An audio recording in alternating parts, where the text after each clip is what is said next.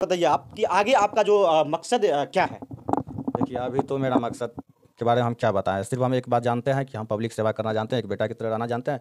यहाँ का स्थानीय पब्लिक और कोसी सीमांचल का लोग ही या आम पब्लिक ही डिसाइड करेंगे कि इसको क्या करना है। जैसे हमको मतलब एक दिशा निर्देश पब्लिक के द्वारा मिलेगा, उसी दिशा निर्देश पे हम चलेंगे, अपने दिशा निर्देश पे हम नहीं चलेंगे। बात सही है कि ब्लड डोनेशन की बात है, तो यदि किसी भी व्यक्ति के साथ, हम नहीं कहते हैं कि कोई अमीर आदमी हो या गरीब आदमी हो, किसी भी व्यक्ति के साथ, किसी भी जाति या धर्म या मजहब के व्यक्ति के साथ यदि ब्लड की आवश्यकता हो जाए या किसी भी प्रकार की पैरवी की आवश्यकता हो जाए, तो हम माननीय पप्पू यादव के सहयोग से उनका पैरवी करते हैं। और लगभग ब्लड डोनेशन अभी हम 5 से 7 बार कर चुके हैं।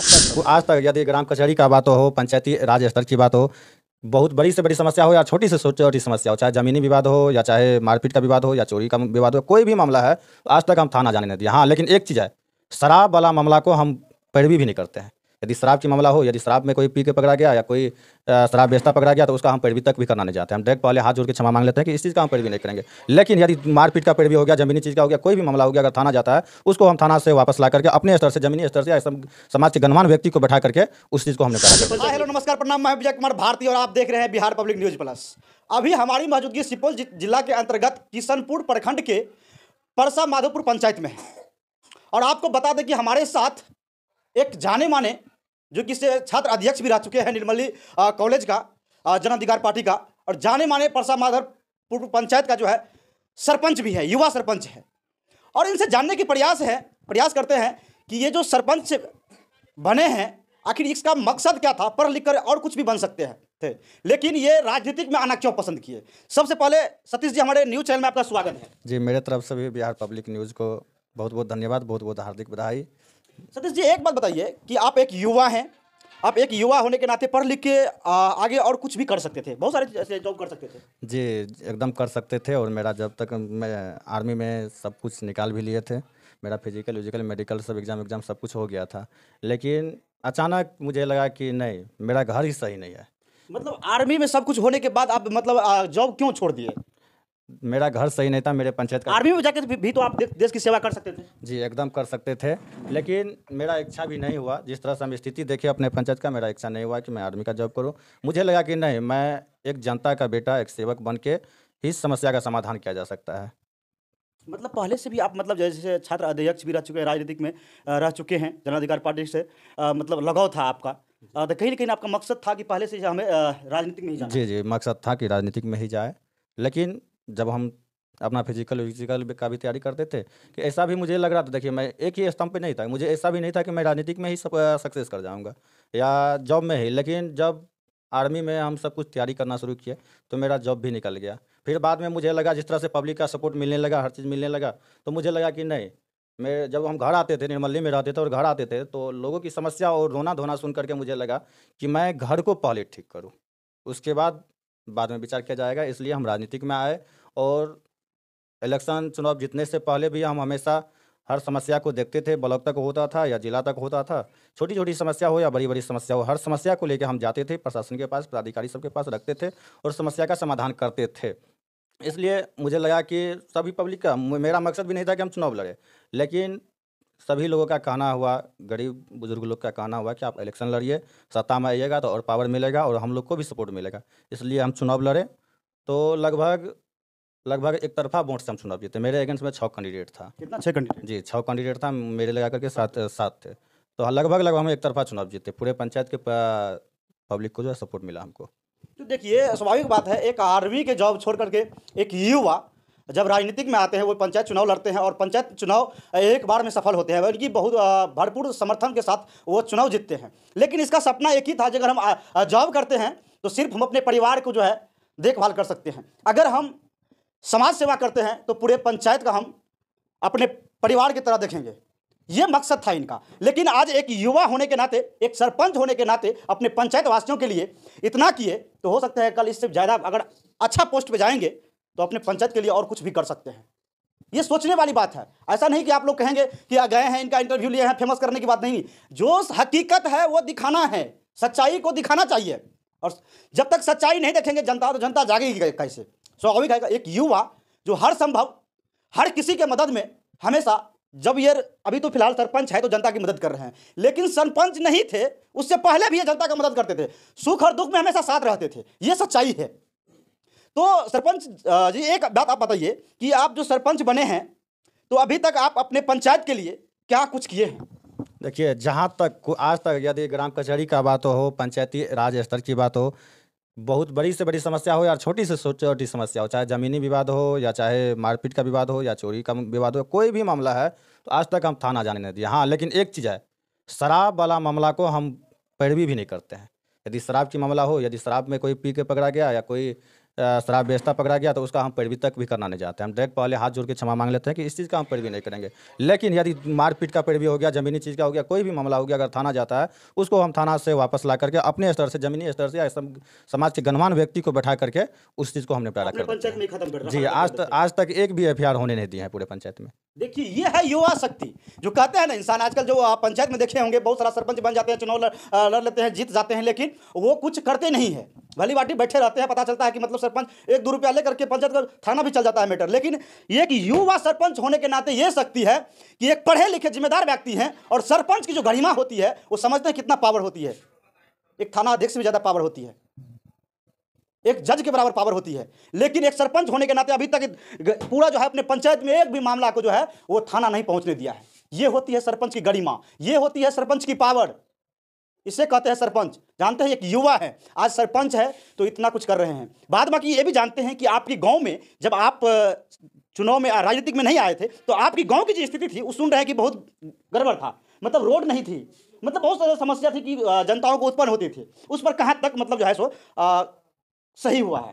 देखिए, मेरे पंचायत में 1% भी रोड नहीं था, यह 100% सही बात है।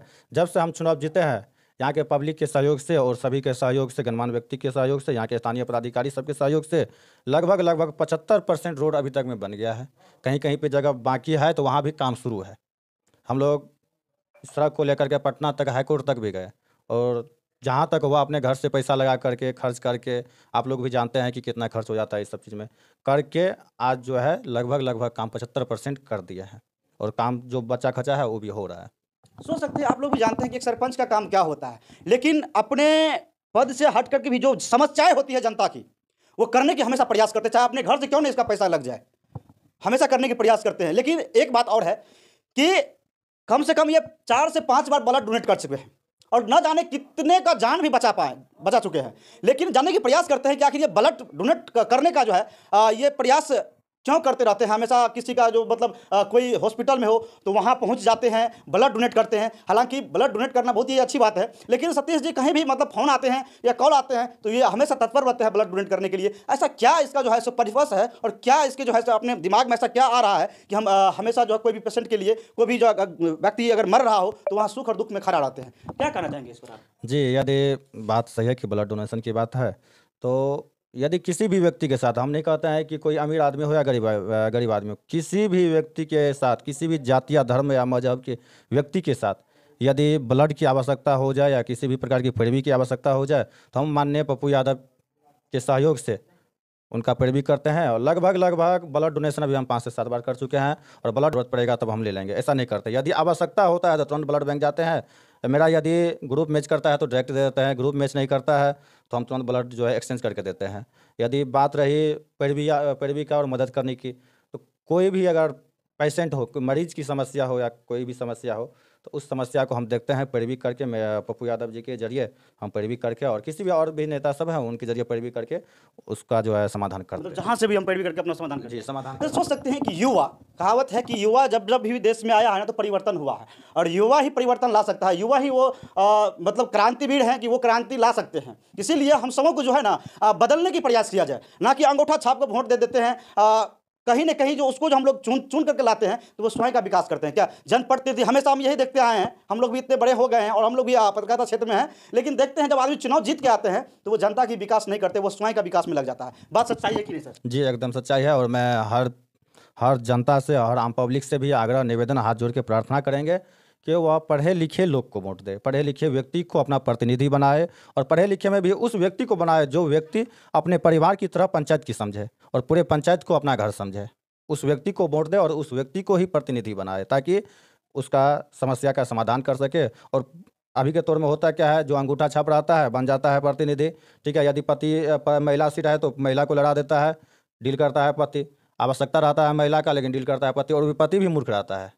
तो हम चाहते हैं कि ऐसा ना करे पब्लिक, पढ़े लिखे व्यक्ति को ही प्रतिनिधि बनाए, ताकि उनका समस्या लड़ सके, किसी भी पदाधिकारी से डट के बात सके। यदि डट के बात नहीं करिएगा तो पदाधिकारी 1 मिनट में आपको उड़ा देगा, कोई वैल्यू नहीं करेगा। यदि कोई भी सरकारी पदाधिकारी है तो वह पब्लिक सर्वेंट है। यदि नेता, यदि प्रतिनिधि इतना समझ ले कि मेरे पब्लिक का सर्वेंट, जितना भी पदाधिकारी है सब पब्लिक सर्वेंट है, तो 2 मिनट में पदाधिकारी समझ जाएंगे, सुधर भी जाएंगे। बहुत अच्छी बात कहे हैं कि अगर जिम्मेदार व्यक्ति, एक पढ़े लिखे व्यक्ति अगर जनता चुन कर लाती है तो वो पदाधिकारी हो या सरकार हो, वो डायरेक्ट उससे सवाल कर सकती है। ये सच्चाई है। लेकिन जनता कहीं ना कहीं भ्रम में बुआ जाती है, लोभ लालच में आकर के अनपढ़ को जो है सो वो चुन करके आप अपने पंचायत में ला लेती है। यही कारण है कि पंचायत जो है इतना पिछड़ गई है। लेकिन एक बात और हमको जानकारी में आई है आया कि मतलब जो एक बात बता दें आपको कि यहाँ के जो सरपंच हैं और यहाँ के जो मुखिया है और समिति है, ये तीनों में इतना मेल मिलाप है, मतलब जो और पंचायत में देखने को नहीं मिलता है। ये सच्चाई है और हम जानने के प्रयास करते हैं कि आखिर आप लोग एक जनप्रतिनिधि होने के नाते आप सभी में एकता इतनी क्यों है, और इससे सीख लेना चाहिए और भी पंचायत वासियों को। क्या करना चाहिए? देखिए, एकदम सही बात है। यदि प्रतिनिधि, तीनों प्रतिनिधि का कार्य, सही बात है कि अलग अलग रहता है। ठीक है, सरपंच का तो सबसे पहले उनका तो कार्यकाल अलग रहता है, मुखिया और समिति का तो योजना रहता है, तो उनका मान लीजिए। यदि हम लोग आपस में ही लड़ जाए, झगड़ जाए, तो फिर पब्लिक क्या करेंगे। हम लोग चाहते हैं कि यदि तीनों आदमी, मुखिया और सरपंच समिति, वार्ड सदस्य, वार्ड पंच, उप मुखिया, उप सरपंच, सब आदमी एक साथ रहते हैं। यदि कल के दिन किसी पदाधिकारी को बोलना रह गया, यदि एक साथ नहीं रहेंगे, हम जाएंगे डायरेक्ट, मान लीजिए कि वीडियो से बात करने जाएंगे, मेरा मुखिया और समिति जाके मेरा विरोध कर देगा, तब तो मेरा काम नहीं हुआ। यदि वो गया तो हम विरोध कर देंगे, उसका काम नहीं हुआ। हम लोग चाहते हैं कि मतलब मंजिल एक ही है, रास्ता अलग अलग है, ठीक है, लेकिन मंजिल एक है हम लोग का। मंजिल एक है जी, तो स्वाभाविक बात है। अब अच्छा सतीश जी, एक बात बताइए कि आपके जो मुखिया जी है वो अभी तक आपके पंचायत के लिए क्या कुछ किया है? देखिए, उनसे जहाँ तक होता है हमेशा कार्य करते रहते हैं, समिति साहब भी हमेशा करते रहते हैं। तो हम ऐसा भी नहीं कहेंगे कि मतलब कि जितना है उससे भी ज़्यादा कर दिया है, लेकिन जितना है उतना किया है जी, जितना है उनके फंड में उतना किया है। अच्छा सतीश जी, लास्ट में एक बात बताइए आप कि आगे आपका जो मकसद क्या है? देखिए, अभी तो मेरा मकसद के बारे में हम क्या बताएं, सिर्फ हम एक बात जानते हैं कि हम पब्लिक सेवा करना जानते हैं, एक बेटा की तरह रहना जानते हैं।